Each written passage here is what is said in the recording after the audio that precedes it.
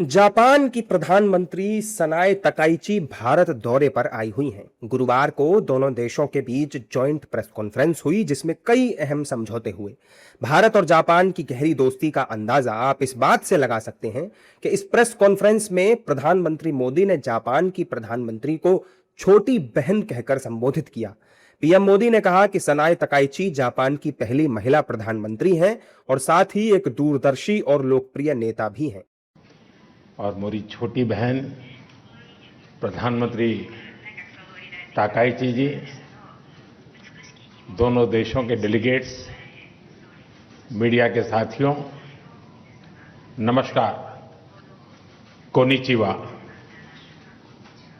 India Japan annual summit के लिए प्रधानमंत्री ताकाइची का भारत में अपनी पहली यात्रा पर स्वागत करते हुए मुझे बहुत खुशी हो रही है।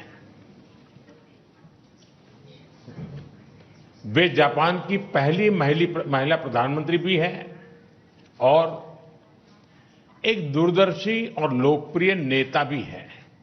नई दिल्ली के हैदराबाद हाउस में भारत और जापान के बीच परमाणु, रक्षा, ऊर्जा और एआई सेक्टर में कई अहम समझौते हुए हैं।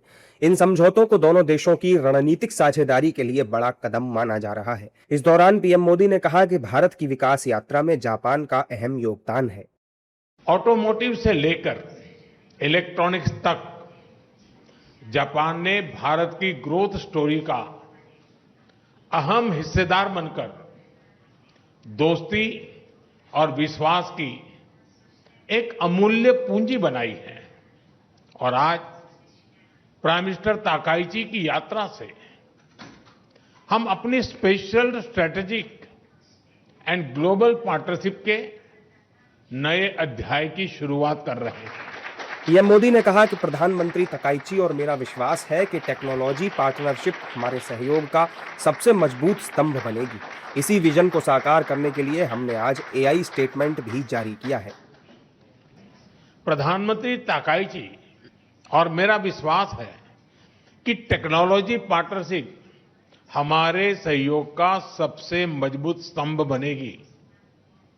इसी विजन को साकार करने के लिए आज एआई के क्षेत्र में हमने जॉइंट स्टेटमेंट भी जारी किया है। भारतीय एआई इकोसिस्टम के कई प्रमुख संस्थानों में भी आज अपने जापानीज पार्टनर के साथ एग्रीमेंट्स किए हैं। इस जॉइंट प्रेस कॉन्फ्रेंस से पहले जापान की प्रधानमंत्री सनाए तकाइची को गार्ड ऑफ ऑनर भी दिया गया था। इसके अलावा दोनों देशों के बीच प्रतिनिधिमंडल स्तर की भी वार्ता हुई। भारत और जापान के रिश्तों में दिख रही ये गर्मजोशी आने वाले समय में भारत की विकास यात्रा में क्या भूमिका निभाती है, ये देखने वाली बात होगी।